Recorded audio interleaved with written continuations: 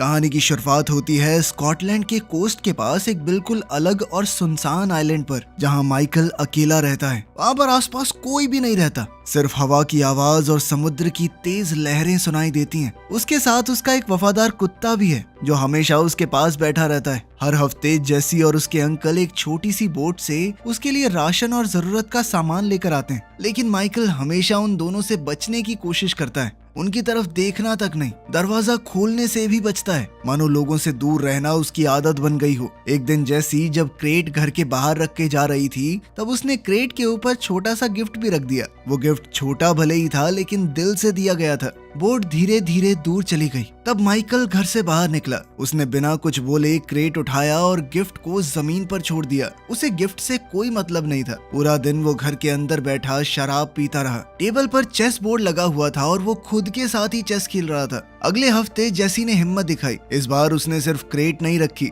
बल्कि दरवाजे पर नॉक भी किया। माइकल ने गुस्से में दरवाजा खोला, क्रेट को पकड़ा और तुरंत दरवाजा बंद करने लगा, लेकिन जेसी ने अपना पैर दरवाजे के बीच में अड़ा दिया। उसने फिर से वो तोहफा उसकी तरफ बढ़ाया और पूछा कि आप कभी हेलो क्यों नहीं बोलते? आप हमेशा हमसे दूर क्यों रहते हो? माइकल ने कोई जवाब नहीं दिया। उसने जेसी के पैर को जोर से हटाकर दरवाजा बंद कर दिया। जेसी ने जोर से कहा कि मैं तुमसे डरती नहीं हूँ। फिर वो वापस बोट की तरफ चली गई। गिफ्ट फिर से दरवाजे पर ही पड़ा रह गया। बोट पर उसके अंकल को मौसम का अलर्ट मिला। तेज तूफान आने वाला था। आसमान धीरे धीरे काला होने लगा। हवा तेज चलने लगी। समुद्र की लहरें अब बहुत ज्यादा खतरनाक हो गई थी। जेसी बड़ी मुश्किल से अपनी छोटी सी बोट में चढ़ी और उसे चलाने लगी, लेकिन लहरें इतनी तेज थी कि उसका चप्पू पानी में गिर गया। उसके अंकल ने चप्पू को पकड़ने की कोशिश की, लेकिन लहरों की वजह से उनकी बोट भी पूरी उलट गई। आइलैंड पर कुत्ता खिड़की के पास खड़ा होकर रोने जैसी आवाजें निकालने लगा। तब माइकल का ध्यान बाहर गया। उसने देखा कि समुद्र में कुछ गलत हो रहा है। वो तुरंत बाहर दौड़ा। भागते वक्त उसने गलती से गिफ्ट को लात मार दी। फिर वो अपनी बोट पर चढ़ा एक स्लाइड जैसी जगह से फिसलकर नीचे पानी तक गया और इंजन स्टार्ट करके फुल स्पीड में आगे बढ़ा। जैसी पानी के ऊपर आई, लेकिन उसका पैर एक जाल में फंस गया था। वो तैर नहीं पा रही थी। तेज लहरों ने उसे फिर से पानी के नीचे धकेल दिया और वो बेहोश हो गई। माइकल ने बिना ज्यादा सोचे समुद्र में छलांग लगा दी। उसने जाल को पकड़कर खोला, उलझे हुए हिस्से सुलझाए और जेसी को आजाद किया। उसने जेसी के अंकल को भी बचाने की कोशिश की, लेकिन तब तक बहुत देर हो चुकी थी। माइकल जेसी को अपनी बोट में ले आया, उसे तुरंत सीपीआर दिया। काफी देर तक कोशिश करने के बाद आखिरकार जेसी ने फिर से सांस लेना शुरू किया।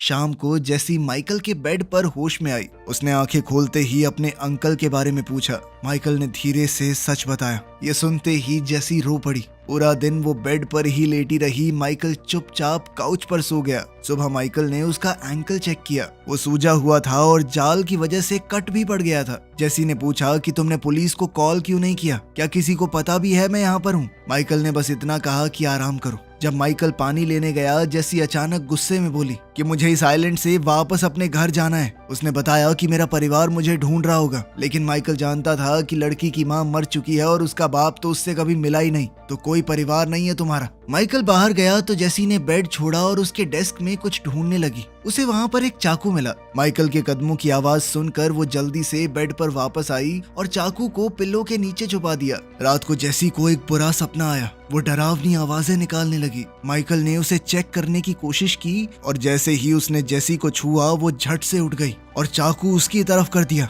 माइकल ने शांति से कहा कि सिर्फ सपना था। फिर उसने उसे सिखाया कि चाकू को कैसे सही तरीके से पकड़ते हैं और इस्तेमाल कैसे करते हैं उसका। दिन बीतने लगे। माइकल उसका ख्याल रखता रहा। उसे बाथरूम तक उठाकर ले गया, खाना बनाया, दवाई दी और उसके घाव साफ किए। धीरे धीरे जेसी बाहर चलने लगी और कुत्ते के साथ वक्त बिताने लगी।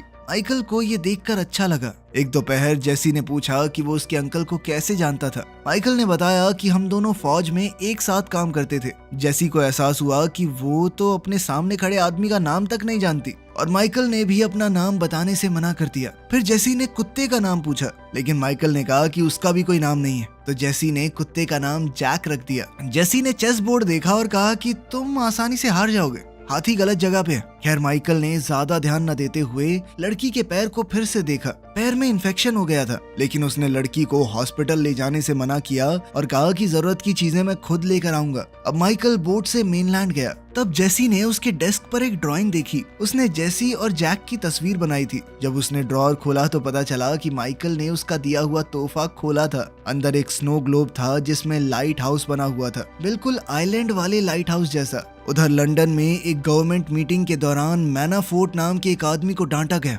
उसने एक सर्वेलेंस प्रोग्राम चलाया था जिसका नाम है थिया। ये प्रोग्राम थिया यूके के हर फोन और कैमरा से डेटा कलेक्ट करता था। मैनाफोर्ट ने बताया कि हमने बहुत सारे हमले रोके हैं, इससे बहुत सारे टेररिस्टों को पकड़ा है। बाद में वो प्राइम मिनिस्टर से मिला। प्राइम मिनिस्टर ने रिकॉर्डिंग बंद की और एक डील की। प्राइम मिनिस्टर ने मैनाफोर्ट से कहा कि पब्लिक के सामने हम तुम्हें नौकरी से निकाल देंगे। प्राइम मिनिस्टर ने कहा देखो तुमने काम ठीक किया है, लेकिन दुनिया नहीं चाहती कि जो उनके फोन और कैमरा देख रहे हैं वो सरकार भी देखे। पब्लिक के सामने तुम्हें नौकरी से निकाला जाएगा, तुम्हारी जगह रॉबर्टा लेगी, लेकिन सबकी नजरों से दूर तुम थिया प्रोग्राम को अब भी चलाते रहोगे। इसके लिए मैनाफोर्ट मान गया। उधर स्कॉटलैंड में माइकल एक फार्मेसी गया और कैमरास से बचने की पूरी कोशिश की। फिर वो कपड़ों के स्टोर में गया और जल्दी से बहुत सारे कपड़े उठा लिए ताकि वो कैमरा में न दिख जाए। बाहर निकलते वक्त कुछ लड़कियां सेल्फी ले रही थी और कैमरा में उसकी फोटो आ गई। ये फोटो जैसे ही थिया डेटाबेस में गई, अलर्ट जारी हो गया। उसे एक बेहद खतरनाक टेररिस्ट के रूप में मार्क कर दिया गया। रॉबर्टा ने तुरंत एक असॉल्ट टीम भेज दी। आइलैंड पर वापस जाकर माइकल ने जेसी के एंकल पर सही से पट्टियां बांधी, उसे कुछ दवाइयां दी और मिठाइयां भी। उसे कुछ कपड़े भी दिए जो बिल्कुल सही फिट आ गए। रात को खाना खाते वक्त माइकल ने बाहर एक आवाज सुनी। जब उसने दूरबीन से देखा तो एक बोट आइलैंड की तरफ आ रही थी। माइकल ने जेसी से कहा कि जल्दी से बाथरूम में खुद को बंद कर लो और आवाज मत करना, जिसके बाद जेसी चाकू लेकर बाथरूम में गई। माइकल भी एक ब्लेड लेकर बाहर गया। सोल्जर्स बोट से उतरकर घर की तरफ आए तो माइकल ने एक रस्सी काट दी। एक बड़ा सा पत्थर पहाड़ी से नीचे गिरा। अचानक एक नेट भी एक्टिवेट हो गया जिसने एक फौजी को पकड़ा और पानी में घसीट लिया। फिर माइकल ने एक बहुत तेज लाइट ऑन कर दी। फौजियों ने नाइट विजन गॉगल्स पहने हुए थे तो वो थोड़ी देर के लिए अंधे हो गए। उन्होंने अपनी आंखों से वो नाइट विजन गॉगल्स हटाए और गोलियां चलाई माइकल को भागता देखकर। एक फौजी उसका पीछा करता हुआ पहाड़ी पर चढ़ा। माइकल ने पीछे से लालटेन तोड़कर उसके सर पर दे मारी और फ्लेयर गन से गोली चलाकर उसके शरीर में आग लगा दी। दूसरा फौजी ऊपर आया तो माइकल ने चाकू से उस पर वार करके उसे नीचे धकेल दिया। इसी बीच एक और फौजी घर के अंदर घुसा और जैक ने तुरंत उस पर झपट कर जोरदार हमला कर दिया। थोड़ी देर की जद्दोजहद के बाद फौजी ने जैक को गोली मार दी और वो मौके पर ही मर गया। सब कुछ एक पल में खत्म हो गया। फिर वो बाथरूम के दरवाजे पर आया और जोर से लात मारकर दरवाजा तोड़ दिया। उसने आसानी से जेसी के हाथ से चाकू भी छीन लिया। उसने जेसी के दोनों हाथ पकड़े और जबरदस्ती उसे उठाकर बाहर ले गया। गैराज के अंदर एक और फौजी माइकल को ढूंढने लगा। वो इधर उधर देख रहा था, अंधेरे में टॉर्च घुमा रहा था। माइकल छुप कर खड़ा था और जैसे ही फौजी आगे बढ़ा, माइकल ने एक और ट्रैप को एक्टिवेट कर दिया। ऊपर से एक बड़ा लोहे का हुक तेज रफ्तार से आया और सोल्जर के शरीर को चीर कर निकल गया। वो आदमी दर्द से चीखता हुआ हवा में लटक गया। माइकल ने रस्सी को कस के बांध दिया ताकि वो लटका रहे। फिर माइकल तुरंत साइड से अंधेरे में छुप गया। थोड़ी देर बाद एक नया सोल्जर वहां पर पहुंचा। माइकल बिना वक्त गवाए उस पर कूद पड़ा। उसने उसका हथियार छीन लिया और दोनों के बीच हाथापाई शुरू हो गई। माइकल ने उस सोल्जर को 3 बार चाकू मारा, लेकिन फिर भी वो लड़ता रहा। वो बहुत ताकतवर था। आखिरकार माइकल ने पास में पड़ा हुआ एक चप्पू उठाया और उसके सर पर जोर से मारा, जिसके बाद वो फौजी लड़खड़ा कर नीचे गिर गया। माइकल ने चप्पू उसकी गर्दन पर जोर से दबा दिया जब तक उसकी सांस रुक नहीं गई। तभी अचानक से माइकल को जेसी की तेज चीख सुनाई दी। उसकी आवाज दर्द और डर से भरी हुई थी। माइकल ने तुरंत मरे हुए सोल्जर की गन उठाई और भागते हुए बाहर आया। उसने किडनैपर के पैरों पर गोली मारी ताकि वो गिर जाए। गोली लगते ही वो आदमी गिर गया। जेसी साइड में हट गई। अब माइकल को क्लियर शॉट मिला तो उसने आखिरी फौजी को भी खत्म कर दिया। नजदीक से देखने पर माइकल को पता चला कि एक फौजी के कपड़ों पर छोटा कैमरा लगा हुआ है। वो सब कुछ रिकॉर्ड कर रहा था। माइकल ने उसका पूरा इक्विपमेंट उठाया। फिर जेसी से कहा कि थोड़ी देर रुकना। माइकल घर के अंदर गया। वहां उसने जैक को जमीन पर पड़ा देखा। जैक बिल्कुल शांत था। माइकल उसके पास बैठा, उसके सर पर हाथ रखा और धीरे से माफी मांगी। मैं तुम्हें बचा नहीं पाया, उसके लिए सॉरी। फिर उसने किसी को फोन किया और धीरे से कहा कि मैं आ रहा हूँ और मेरे पास बैगेज है। कॉल खत्म होते ही उसने फोन की बैटरी निकाल दी ताकि कोई सिग्नल को ट्रेस न कर सके। फिर माइकल और जेसी सोल्जर की बोट पर बैठे और आइलैंड को छोड़ दिया। समुद्र में घप अंधेरा था, लेकिन दोनों वहां से निकल गए। कुछ ही वक्त में रॉबर्टा को पता चला कि उसकी टीम हार गई है। उसने तुरंत एक स्पेशल एजेंट को भेजने का ऑर्डर दिया। साथ ही अपनी टीम से कहा कि जेसी का बैकग्राउंड निकालो, पता करो वो कौन है। सुबह तक माइकल और जेसी स्कॉटलैंड पहुंच गए थे। जेसी ने देखा कि माइकल के कपड़ों पर खून लगा है और उसका जख्म खुल गया था। वो बोली कि तुम्हारा खून बह रहा है। माइकल ने शांत आवाज में कहा कि मैं ठीक हूँ, चिंता मत करो। दोनों शहर के बीच में चुपचाप घूमने लगे। उन्होंने कैमरा से बचने की कोशिश की और आखिरकार उन्हें गाड़ी दिखी जो इस्तेमाल की जा सकती है, लेकिन किसी और की गाड़ी है, चाबी तो नहीं है उनके पास। अब माइकल ने जेसी को बंदूक चलाना सिखाया। उसने कहा कि गार्ड बन के खड़ी रहना और ध्यान रखना। फिर वो सामने वाले घर के अंदर घुस गया। अंदर जाकर वो कार की चाबी ढूंढने लगा। तब एक छोटे बच्चे ने उसे देख लिया और डर गया। अचानक घर का मालिक दरवाजे पर आया और माइकल पर बंदूक तान दी। हालात खराब हो गए, लेकिन पीछे से जेसी ने हिम्मत दिखाई। उसने उस आदमी को मजबूर किया कि माइकल के घाव का इलाज करे। इसी बीच रॉबर्टा की टीम का एक टेक्नीशियन बोला कि जो टेररिस्ट प्रोफाइल पहले दिखा था वो नकली है। किसी ने सिस्टम के अंदर ये प्रोग्राम किया था कि एक खास चेहरा कैमरे पर आए तो अलर्ट दिखे। कोड खुद ब खुद डिलीट हो जाता है। जब उसे कुछ गड़बड़ लगी तो टेक्नीशियन ने थोड़ी छानबीन की। अब स्क्रीन पर माइकल की असली प्रोफाइल आई। लिखा था कि वो तो एक लड़ाई में मारा गया। रॉबर्टा ने कहा कि कोई हमें अपने ही लोगों को मारने पर मजबूर कर रहा है। टेक्नीशियन ने उसकी मिशन फाइल खोलने की कोशिश की, लेकिन कंप्यूटर ने मैसेज दिया कि ये फाइल मौजूद ही नहीं है। तभी सिस्टम ने स्कॉटलैंड से 911 का एक कॉल पिक किया। एक लड़का रो रहा था, ये कहते हुए कि उसके पापा को एक आदमी और लड़की ने पकड़ लिया है। रॉबर्टा ने तुरंत नई टीम भेजी और साथ में पहले वाले एजेंट को भी भेजा। उधर मैनाफोर्ट अपने सॉफ्टवेयर से सब कुछ देख रहा था। उसने रिकॉर्डिंग चेक की और शॉक हो गया कि माइकल जिंदा है। जब उसने सुना कि रॉबर्टा एक खास एजेंट को भेज रही है, उसने उस एजेंट को पहले कांटेक्ट किया और कहा कि ये ब्लैक ऑपरेशन है, तुम सिर्फ मुझे रिपोर्ट करोगे।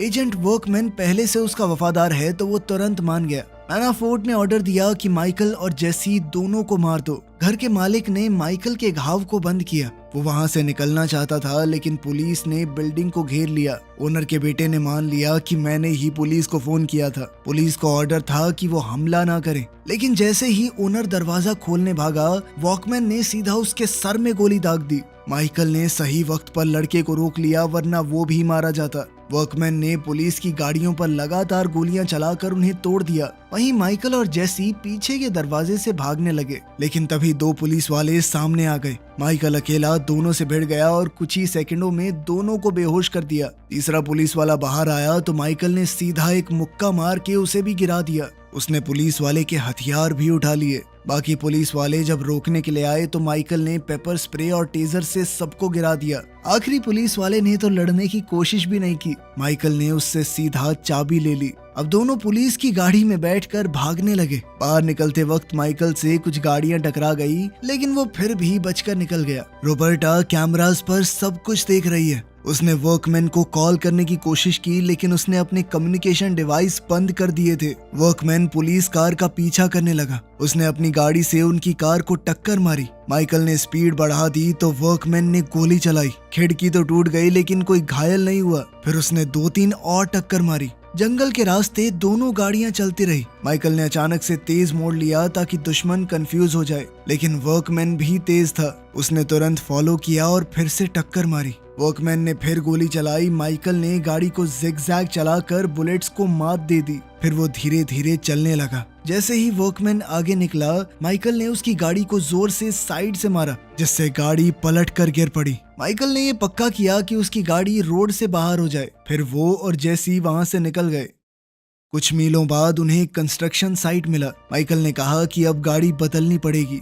उधर जंगल में वर्कमैन अभी भी जिंदा है। वो धीरे धीरे रोड पर चलने लगा। तब एक पुलिस कार और एक आम आदमी की गाड़ी ने रोड ब्लॉक कर दिया। वर्कमैन ने तुरंत पुलिस ऑफिसर को गोली मारी और सिविलियन को मजबूर किया कि गाड़ी दे दे। ऑफिस में रॉबर्टा ने मैनाफोर्ट को कॉल किया और पूछा कि क्या तुम माइकल को जानते हो। मैनाफोर्ट ने बताया कि सालों पहले उसने एक सीक्रेट प्रोग्राम चलाया था जिसका नाम था ब्लैक काइट्स। ये बेहद खतरनाक एजेंट्स थे जो सीक्रेट मिशन करते थे बिना किसी गवर्नमेंट रिकॉर्ड के। माइकल उन्हीं एजेंट्स में से एक है और बहुत ज्यादा टैलेंटेड भी। एक दिन उसे एक दूसरे देश में इंटेलिजेंस ऑफिसर को मारने भेजा गया, लेकिन उसने अपनी रिपोर्ट झूठी लिखी और गायब हो गया। मैनाफोर्ट को शक था कि शायद माइकल दुश्मनों के साथ मिल गया था। उसने रॉबर्टा से कहा कि अपनी पूरी ताकत इस्तेमाल करो उसे रोकने के लिए। बाद में रॉबर्टा ने टेक्नीशियन से ब्लैक काइट सिस्टम को हैक करवाया। फाइलें खुलने लगी। उसने देखा कि माइकल ने एक ईरानियन साइंटिस्ट को भागने में मदद की थी।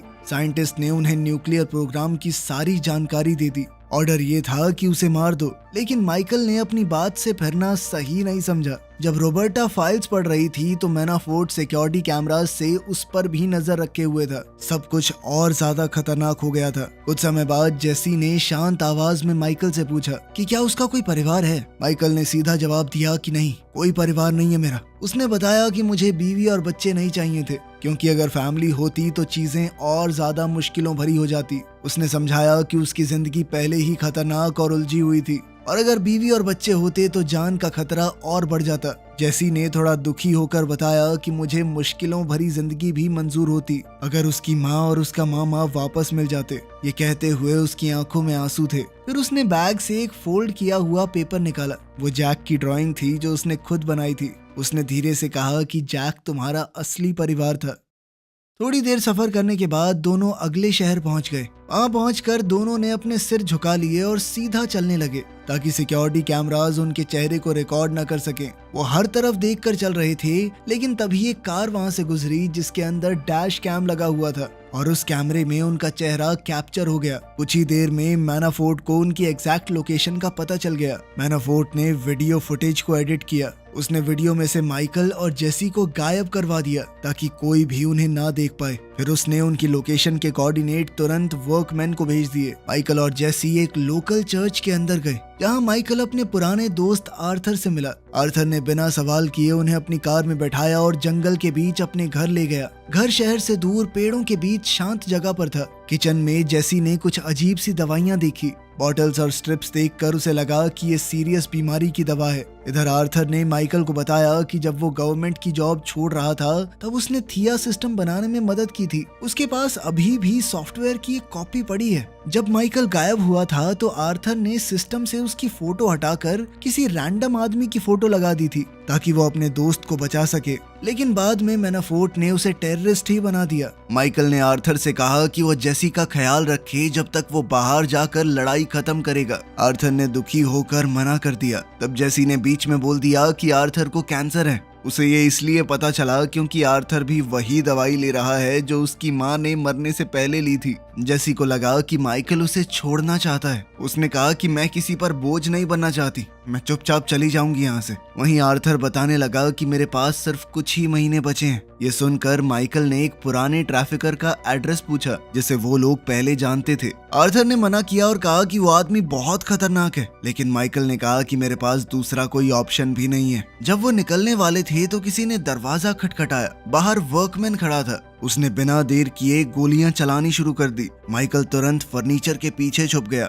जैसे ही वर्कमैन कमरे में आया, माइकल ने शेल्फ उसके ऊपर गिरा दी। फिर दोनों में जबरदस्त लड़ाई शुरू हो गई। उन्हें कमरे में जो भी चीज मिली वो एक दूसरे पर हथियार की तरह इस्तेमाल करने लगे। कुर्सी, टेबल, लैंप सब टूट गए। इस धक्का मुक्की में एक बंदूक जमीन पर गिर गई। दोनों बेहतरीन ट्रेंड एजेंट्स थे तो काफी देर तक एक दूसरे से लड़ते रहे। आखिरकार वर्कमैन ने माइकल को हरा कर उसे दबा दिया, लेकिन आखिर में वर्कमैन माइकल के ऊपर हावी होने लगा। जब वो माइकल को मारने ही वाला था तब जेसी ने बंदूक उठाकर उस पर तान दी और रुकने को कहा। वर्कमैन तुरंत उस पर झपटा और बंदूक छीन ली। तब माइकल ने पास में पड़ी हुई नेल गन उठाई और वर्कमैन पर कई बार वार किया। फिर वो जेसी को पकड़कर वहां से भागा। वर्कमैन ने फिर से गोलियां चलानी शुरू कर दी, लेकिन तब तक माइकल और जेसी आर्थर के साथ कार में बैठकर निकल गए। वर्कमैन भागते हुए पीछे गोली चलाता रहा, लेकिन देर हो चुकी थी। मैनाफोर्ट ने उसे मैसेज भेजा और पूछा कि काम खत्म हुआ या नहीं। वर्कमैन ने जवाब दिया कि नहीं,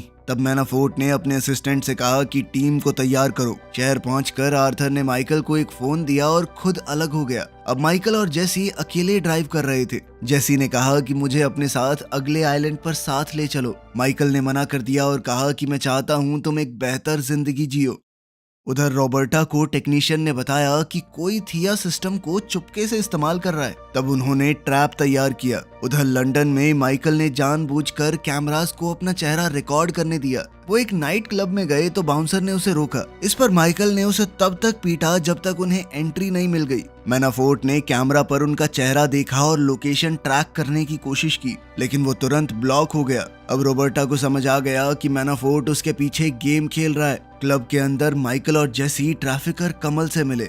माइकल ने कहा कि जेसी के लिए भी एक नई पहचान बनानी है। कमल ने पूछा कि मैं तुम्हारी क्यों मदद करूं? माइकल ने कहा कि देख, मैं भी जानता हूं और तू भी। तूने बहुत सारे लोगों की इन्फॉर्मेशन मैनाफोर्ट को दी है। बहुत सारे दुश्मन है तेरे जो ये जानते नहीं है कि तूने उन्हें पकड़वाया है। अगर मैं पकड़ा गया और ये बात मैंने लीक कर दी तो बहुत गंदा फंसेगा बेटा। फिर माइकल ने कैमरा में अपना चेहरा भी दिखा दिया, इसीलिए एजेंट जल्दी ही क्लब में पहुंचने वाले होंगे। अब कमल के पास उनकी मदद करने के अलावा कोई दूसरा ऑप्शन नहीं था। थोड़ी देर में पेपर रेडी हो गए। बोट 30 मिनट में निकलने वाली है। दोनों क्लब से निकलने लगे, लेकिन मैनाफोर्ट की टीम वहां पहुंच चुकी थी। माइकल ने एक आदमी पर हमला करके उसे गिरा दिया और उसकी बंदूक छीन कर उसे गोली मार दी। तेज बजते म्यूजिक की वजह से किसी को पता नहीं चला। फिर माइकल ने एक टूटे हुए ग्लास से दूसरे एजेंट को भी मार दिया, लेकिन फिर जब तीसरे एजेंट को उसने गोली मारी तो लोगों को शक होने लगा। जेसी और माइकल बाथरूम कॉरिडोर की तरफ भागे, लेकिन वहां भी एक एजेंट मिल गया और शूट आउट शुरू हो गया।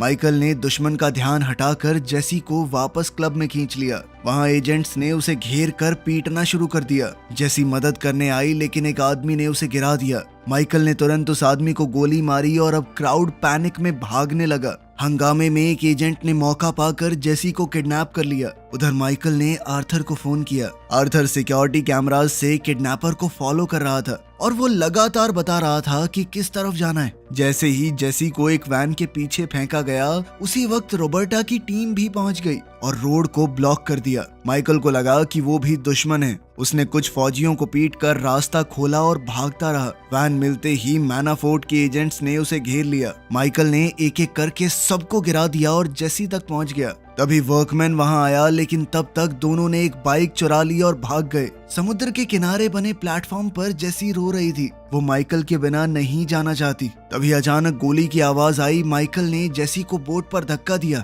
और उसे सेफली वहां से निकाल दिया। इसके बाद माइकल और वर्कमैन ने एक दूसरे पर गोलियां चलाई जब तक गोलियां खत्म नहीं हो गई। फिर दोनों अपने हाथों से लड़ने लगे। पाइप और चेन से अटैक किया। वर्कमैन माइकल का गला घोटने लगा, लेकिन माइकल ने उसे नीचे गिरा दिया और चेन से कई बार मारा। आखिर में उसने चेन को पाइप पर लपेटकर वर्कमैन के सर पर जोरदार वार किए और उसे मार डाला। कुछ समय बाद अपने बड़े घर में मैनाफोर्ट ने खिड़की से बाहर देखा। 2 गार्ड जमीन पर मरे पड़े थे। जब वो मुड़ा तो माइकल कमरे में खड़ा था। दोनों ब्लैक काइट प्रोजेक्ट पर बहस करने लगे। आखिर में माइकल ने सीधी गोली उसके सर में दाग दी। 3 महीने बाद स्पेन में जेसी एक नई जिंदगी शुरू कर चुकी थी। रॉबर्टा और उसकी टीम उसे दूर से देख रही थी, इस उम्मीद में कि कभी तो माइकल वापस आएगा। जेसी एक कैफे में बैठकर किताब पढ़ रही थी। तब कैमरा थोड़ा हिल गया और रॉबर्टा जेसी को देख नहीं पा रही थी। वेट्रेस ने एक बैग लाकर जेसी को दिया और अंदर एक चेस का पीस था। रोड के उस पार माइकल था जो आखिरकार उसे लेने आया था। वीडियो पसंद आई तो लाइक कर देना, चैनल को सब्सक्राइब कर लेना। मिलते हैं अगली वीडियो में।